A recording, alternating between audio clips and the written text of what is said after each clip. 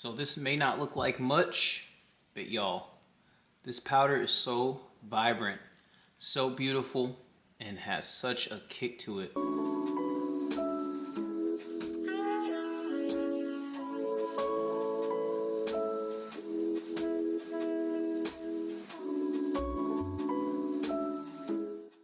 It's been a long season, but I'm here to tell you right now, y'all, that everything that has summer written over it, it's all gone. It's done. It's kaput.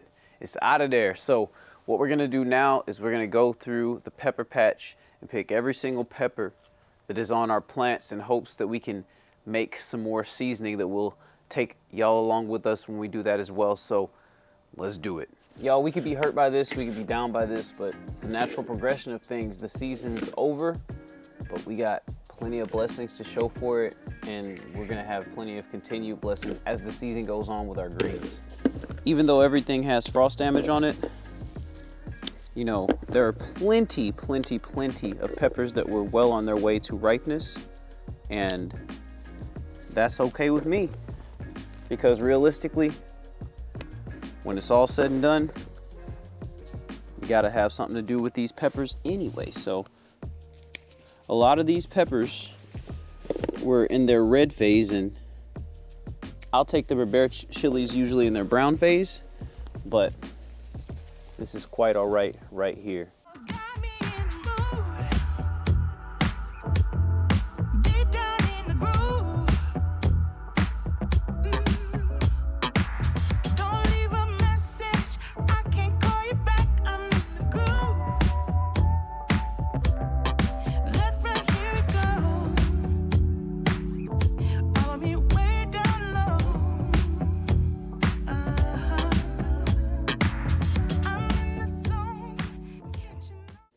So here's all of our Berbere brown chilies. We got a nice little haul of these, and now it's time to collect all of our Thais and all of our purple murasaki. Now these purple murasaki, as pretty as they are, they're not sweet when they're purple. I'm gonna actually do a little test on one out here right now, but you know,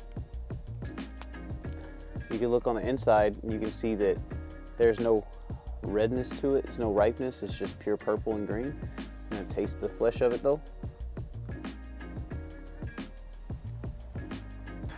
And yes, that is not something that we want in a seasoning blend.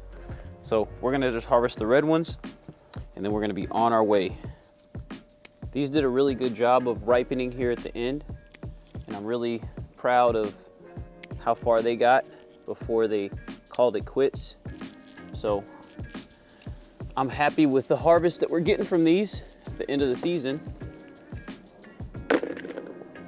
We're definitely gonna make use of it.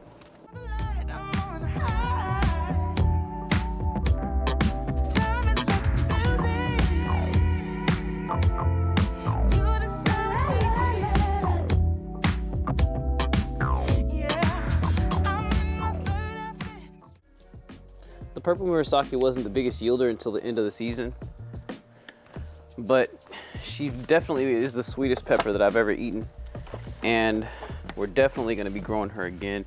Maybe not outdoors next season, but we'll maybe grow the plant indoors to try to see if we can get a nice, beautiful purple ornamental plant that we can also get ripe peppers on all season long. So that's one of the things that we are potentially looking into doing.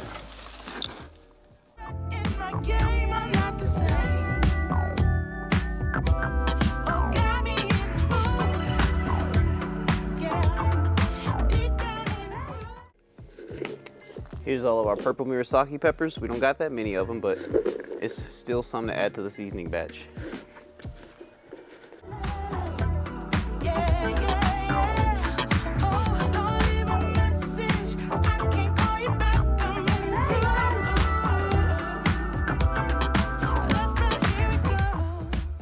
We're gonna go ahead and harvest our Thai chilies while we're over here because that's the last pepper to harvest, but it's bittersweet, y'all.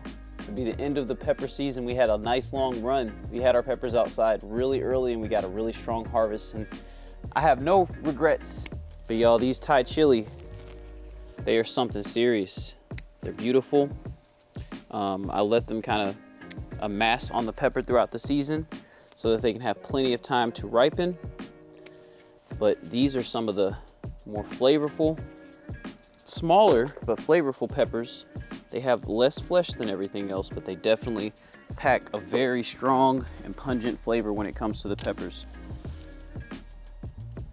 And yes, I'm not overwintering the peppers, so I'm kind of butchering the stems a little bit to get to what I want to get to. But yep, that's one of the benefits of not really overwintering your peppers, but starting new seed every season.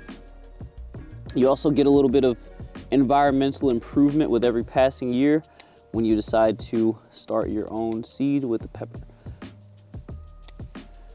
But yes, this Thai chili has a ton, I mean a ton of peppers on it ready to go. And this makes me very, very happy. I'm finding some Berbere chili over here as well, but we'll separate them all out when we get in the house here. There's so many peppers in here, it's easy to miss peppers. That's what we're doing. We're finding peppers from the last rounds that we missed. That's okay. We got to get up in here to get these peppers that we're gonna potentially miss if we don't get into the thick of it. We got a bunch that we missed right up in here. Perfect. That's what happens when you climb up inside of things. You find stuff that you never knew was even there to begin with.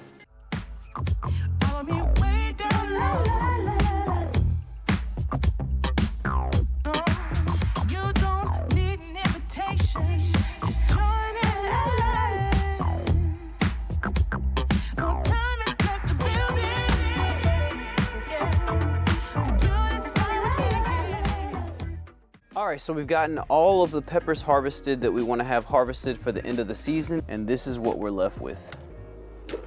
We have some beautiful Thais, we have some Murasaki purples, and we also have a few Berbere brown chilies that we missed. All right, y'all, so we have our Thai peppers all set up and ready to grind down. We had them in the freeze dryer for about a good 18 hours, and they were complete about that time. So let's get it.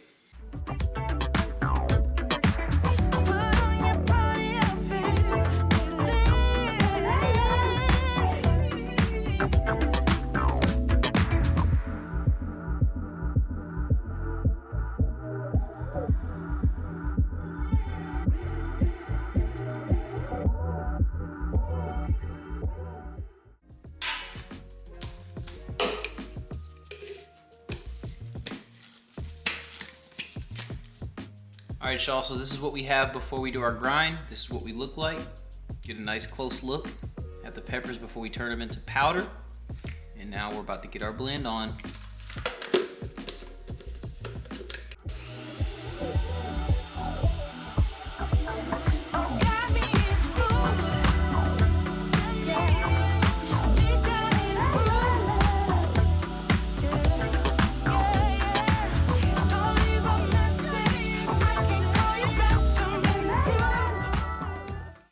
Y'all, so we just finished up. Here's our beautiful, beautiful Thai chili powder.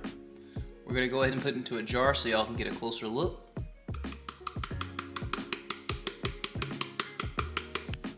So this may not look like much, but y'all, this powder is so vibrant, so beautiful, and has such a kick to it. In fact, why don't we go ahead and give a little taste test right now.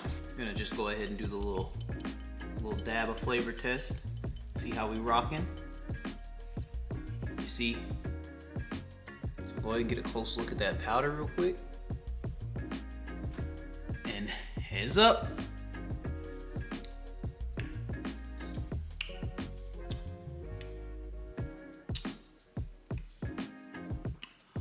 Ooh!